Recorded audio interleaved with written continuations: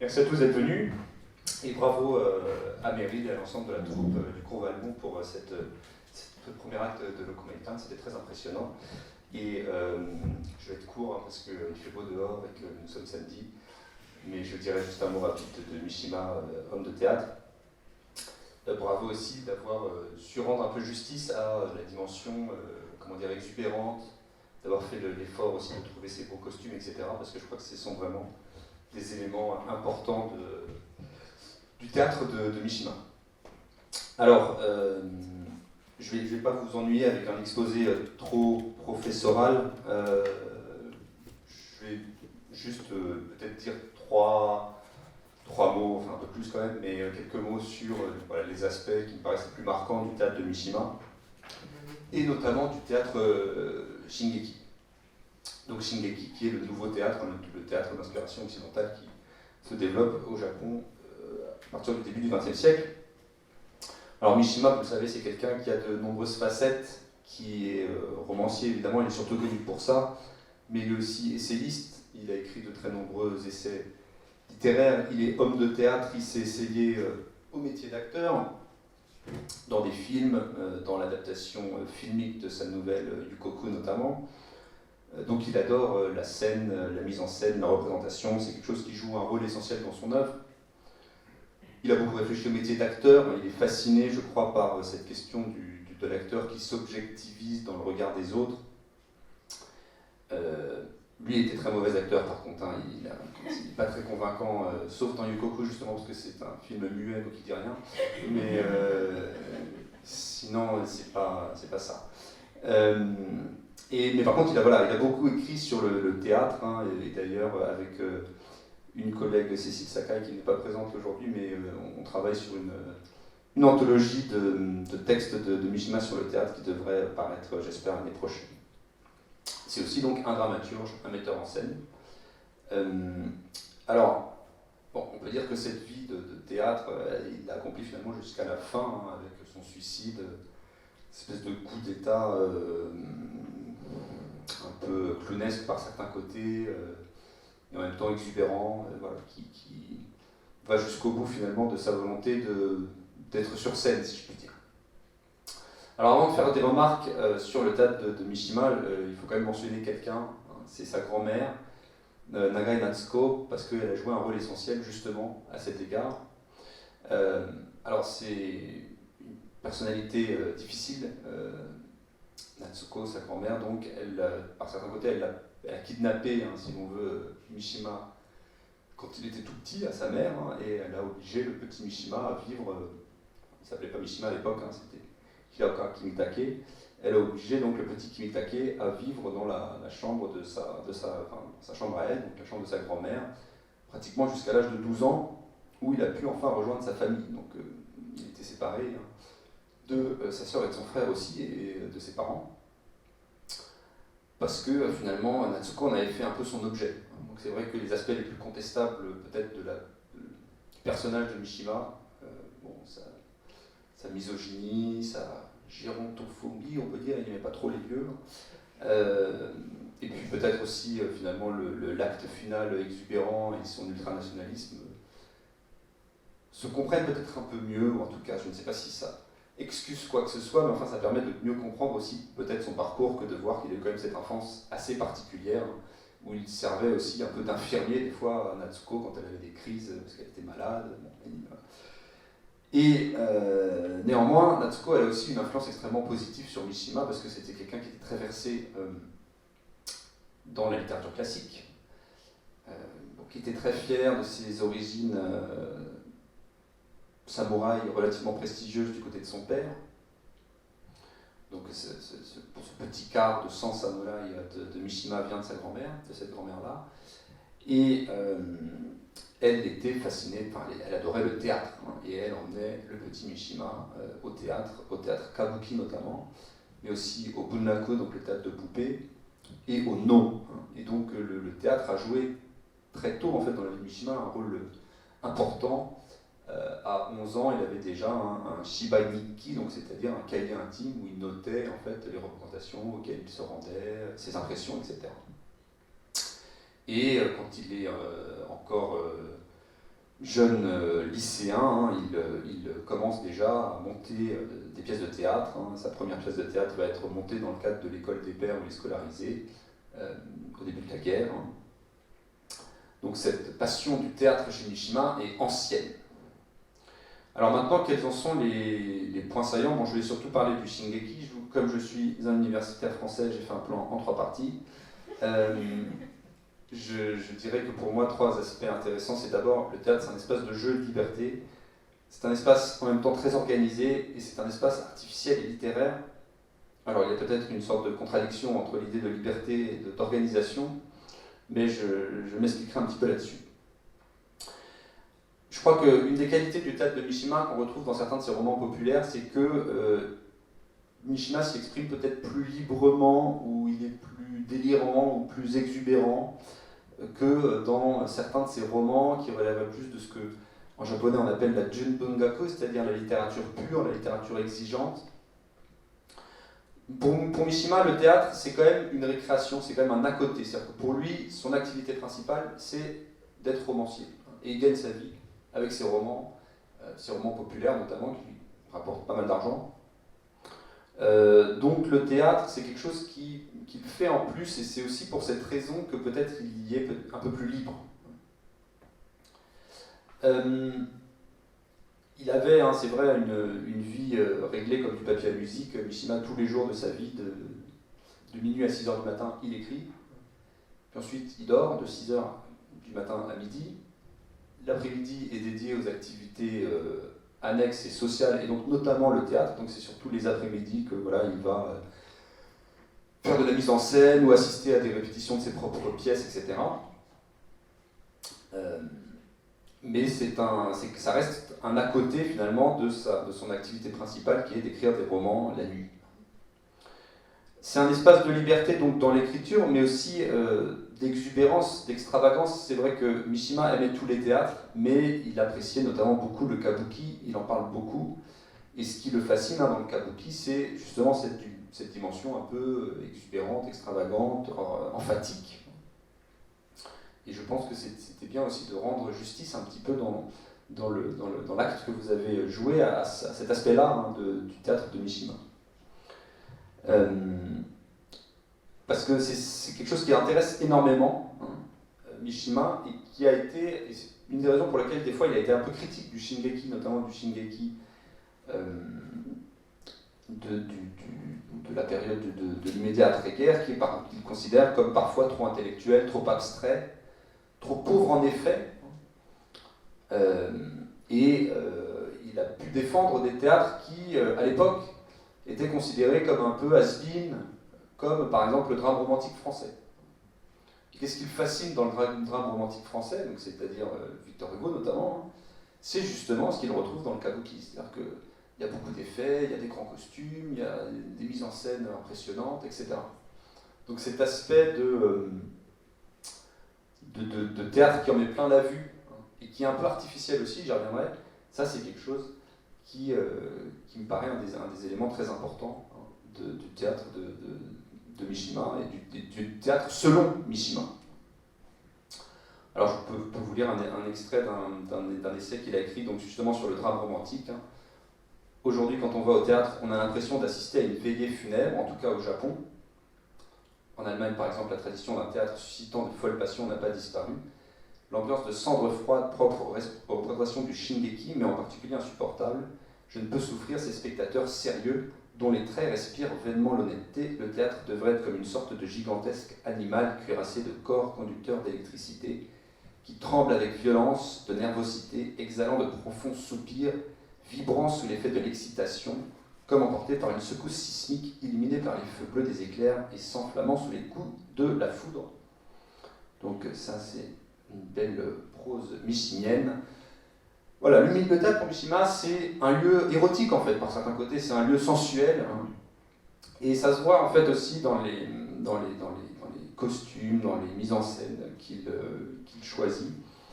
Et on peut penser, hein, à cette célèbre scène cette célèbre photo de Mishima qui semble pris un petit peu d'extase lorsqu'il porte le mikoshi, donc le sanctuaire Shinto portable dans un festival de quartier. Je crois qu'il y a cette même dimension pour lui dans le théâtre lui-même. C'est vraiment un lieu où les sens sont en éveil, un lieu d'érotisme, presque parfois d'une sorte de délire, si l'on veut, mais un délire organisé. Et j'en viens à mon second point. C'est un espace très organisé. Alors simplement peut-être un mot justement sur l'Okumeikan. C'est vrai que le choix de l'Okumeikan est intéressant par rapport à cela, puisque c'était justement ce bâtiment de la fin du 19e, construit par un architecte anglais, un peu exubérant en lui-même, et surtout un lieu dédié au bal, aux fêtes, avec des costumes extrêmement voyants, etc. Donc le choix même de ce lieu comme cadre de sa pièce me paraît assez finalement symptomatique du théâtre de Mishima. Alors c'est un espace organisé, parce que oui, c'est un espace de liberté, le théâtre de Mishima, mais c'est aussi un érotisme organisé, si je puis dire. Annie Secchi, qui est une universitaire française qui avait écrit un essai sur Mishima à la fin des années 90, disait que chez Mishima, le classicisme venait tempérer un petit peu l'exubérance romantique. Et je crois que le meilleur exemple de ça, c'est son théâtre. Mishima, c'est vrai, c'est un romantique par ses thèmes, par son goût de l'extravagance, de l'excès, mais c'est aussi un classique, quelqu'un qui a notamment énormément lu les classiques français, et qui est très conscient de la nécessité d'organiser les œuvres de façon rigoureuse, de façon structurée. Il a cette vision très géométrique de l'œuvre d'art, et qu'il applique spécifiquement au théâtre. Parce que dans le théâtre, voilà, tous les traits de l'intrigue, tous les dialogues, toutes les scènes convergent, un peu dans une logique optique. Il utilise d'ailleurs cette image-là du faisceau optique qui va dans une direction. C'est le moment de climax, de paroxysme, où se résout finalement l'intrigue.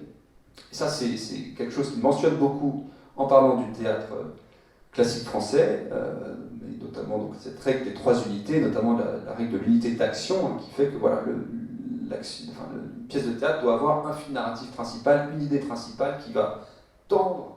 Tous les éléments de la pièce vont aller dans une direction et il va y avoir un paroxysme qui va se résoudre. Et c'est vrai que le Shingeki de Mishima est tout à fait, exemplifie tout à fait cela. À la fois, c'est des sujets qui vont avoir une certaine exubérance, donc ça peut être le cas justement de l'exemple du Lokomeikan est marquant.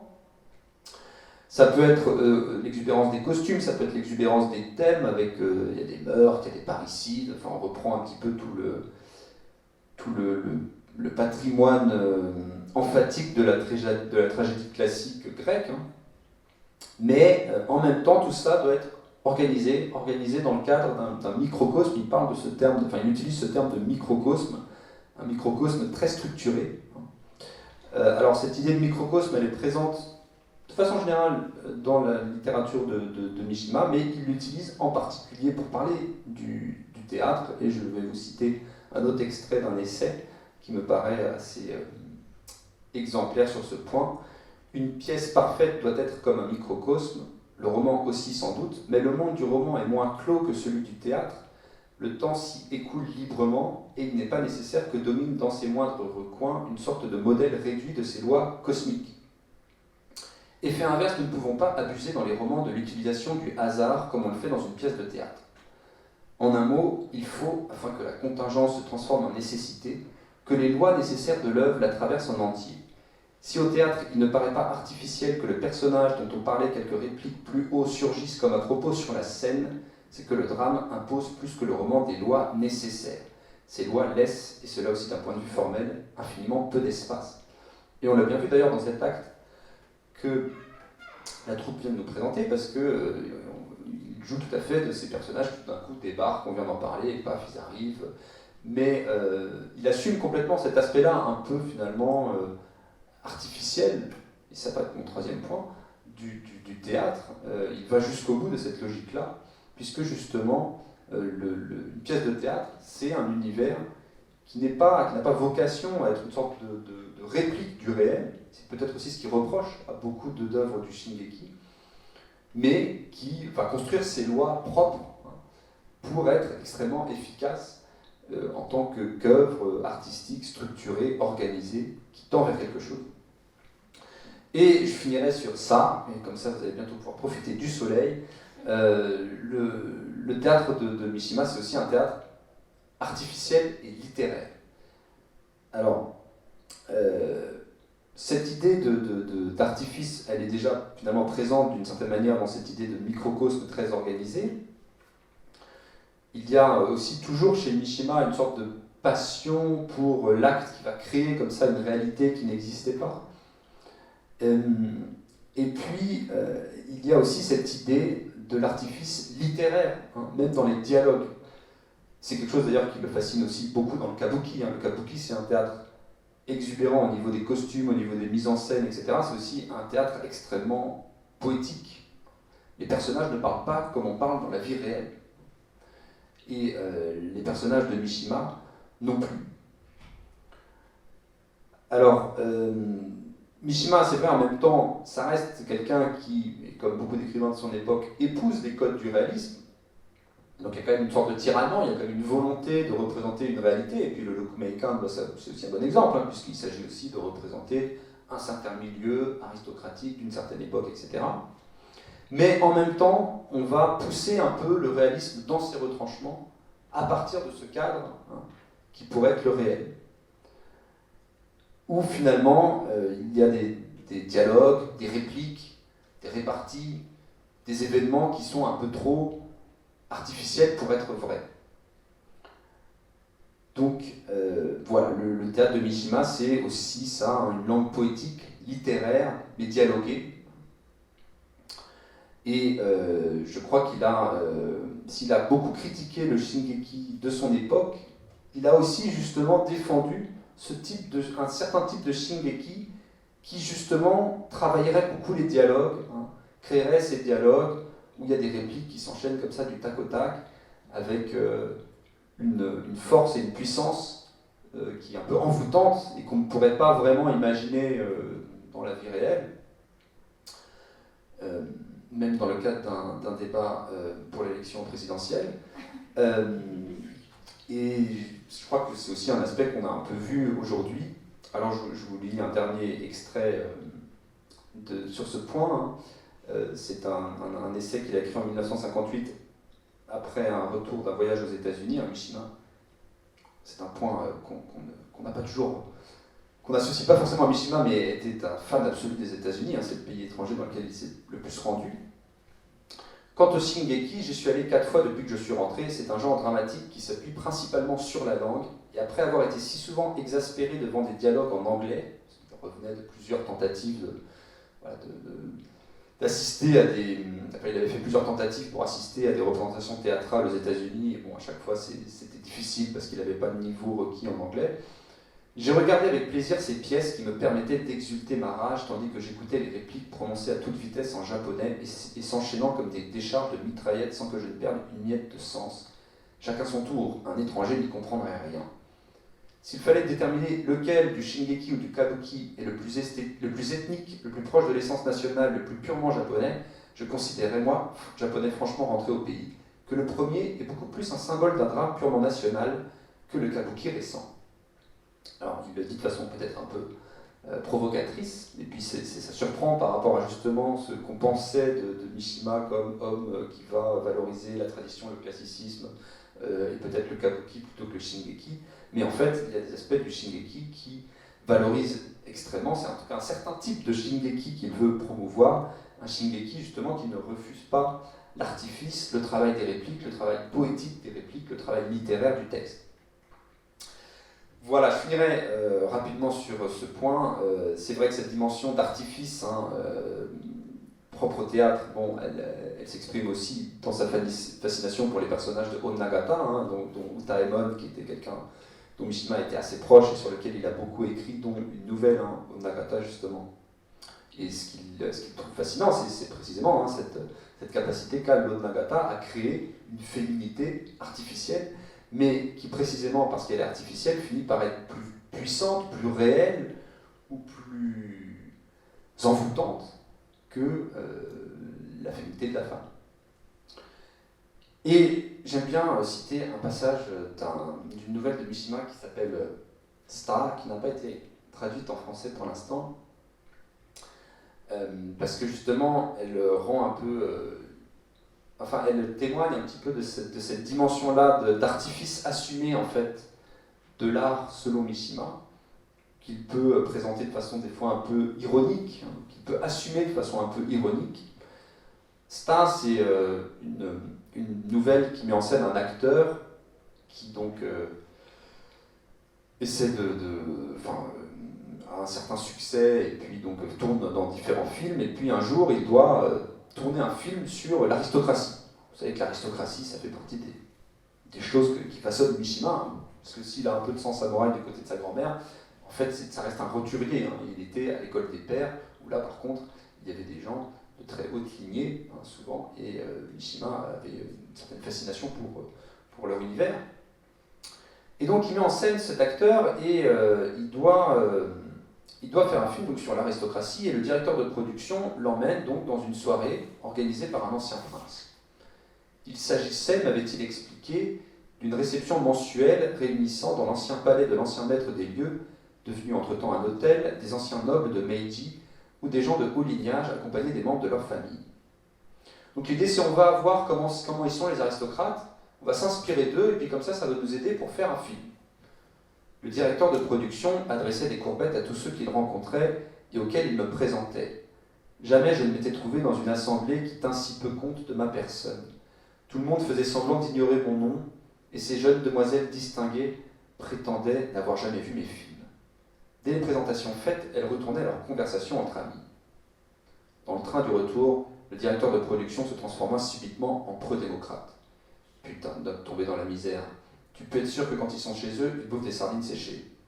Le cinéma, c'est de l'imaginaire authentique. C'est mieux que tu joues un prince pur et sympathique sans te référer à ces mecs-là. Alors là, c'est évidemment présenté de façon un peu humoristique, une sorte de retournement. On va aller voir comment c'est, et puis on va imiter ça, et en fait, le réel nous désintéresse totalement. On va créer une réalité autre, imaginaire, des nobles qui n'ont jamais existé, mais qui seront bien plus beaux que les nobles réels.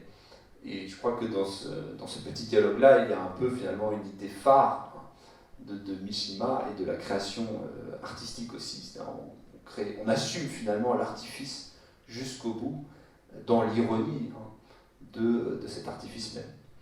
Voilà, merci pour votre attention, et bravo encore à toute la troupe et le cours Valmont, et bon week-end à tous.